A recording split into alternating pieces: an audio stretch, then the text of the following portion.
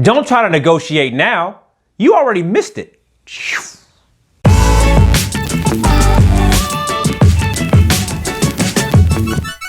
Hey, it's Al Zay Calhoun with Coveted Consultant. Let me tell you about an email exchange that I had just the other day. So let's say that this is my email inbox and someone reaches out to me in blue here, right? And this person says, hey, Al Zay, good to meet you. We have a service that we offer, a thing that we do, would you like to discuss it? And I say, hey, in green, I say, well, thanks for reaching out, but I really don't have any interest. And they say, well, Al Zay, are you sure? Because I've seen your website, seen your stuff. I think maybe you can use it. And I say, you know what? Thanks so much. I don't think I really need it.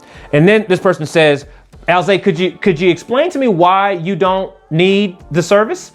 Because what we do is very much in line with what you do. We believe in what you believe in. And in fact, he sent me another message right behind that, because this is what we stand for, and this is what we believe in, etc. And then he sent me another message behind that. Now, here's the big idea here. Right here, he's pleading. See, we went from what may have been a conversation, then turned into pleading, right? This is negotiation. Hey, why don't you want what we sell? Why don't you want to talk about this thing I offer, right? It makes this weird. Now, here's the insight available though, because I've done this. I've been in blue. I've done this before. I've made these mistakes before.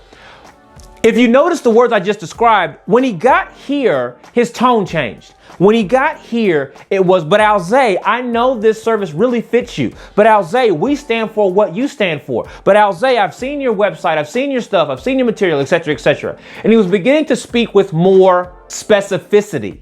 So my point to you is that the language he was using here is what he should have used up here. He should have begun with the specificity. He should have started with the connectedness between what I believe in and what he believes in.